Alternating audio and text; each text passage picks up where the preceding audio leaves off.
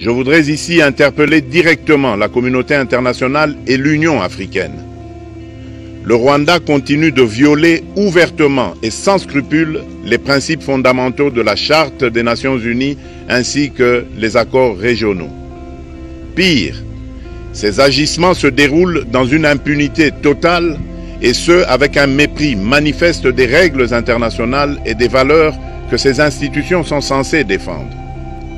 Cette attitude arrogante, qui ne cherche même plus à masquer ses forfaits, est une provocation inacceptable à l'égard de notre souveraineté et de la stabilité régionale.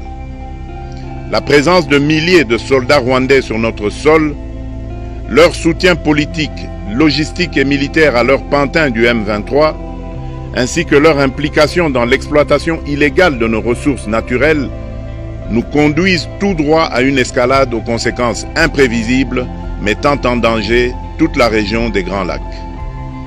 Votre silence et votre inaction face à la barbarie du régime de Kigali et aux atrocités perpétrées par ses supplétifs sur notre territoire constituent un affront non seulement à la République démocratique du Congo, mais également aux valeurs universelles de justice et de paix. Le peuple congolais prend acte de cette passivité qui frôle la complicité. Soyez sûrs d'une chose, la République démocratique du Congo ne se laissera pas humilier ni écraser. Nous nous battrons et nous triompherons. Congolaises et Congolais, l'heure est certainement grave, mais notre détermination est encore plus inébranlable. Ce moment critique nous offre l'opportunité de montrer au monde ce qui fait notre force, c'est-à-dire notre unité sans laquelle tous nos efforts seraient vains.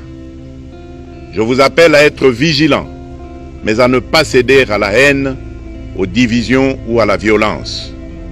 Je condamne avec la plus grande fermeté les actes de vandalisme et de pillage qui ont visé certaines missions diplomatiques accréditées en République démocratique du Congo, ainsi que des intérêts privés dans la ville de Kinshasa. Ces comportements irresponsables dénaturent l'expression saine de notre colère face à l'agression barbare nous imposée et jettent une ombre sur les manifestations pacifiques de soutien à nos vaillantes forces armées qui luttent avec courage et abnégation pour défendre notre souveraineté. Notre engagement doit rester ferme et discipliné. Nous gagnerons cette guerre par notre unité, notre courage et notre sens de responsabilité, et non par la violence aveugle et par l'anarchie. Cette victoire ne sera possible que si chaque Congolais, où qu'il soit, prend toute la mesure du combat qui est le nôtre.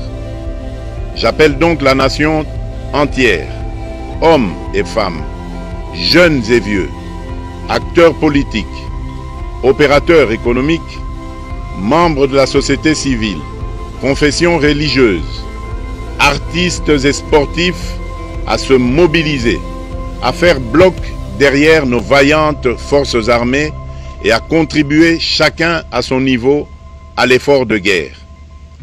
J'ai instruit le gouvernement de mettre en place des mesures rigoureuses de réduction du train de vie des institutions et de leurs animateurs afin que les ressources ainsi économisées soient directement réorientées vers le soutien à nos forces armées.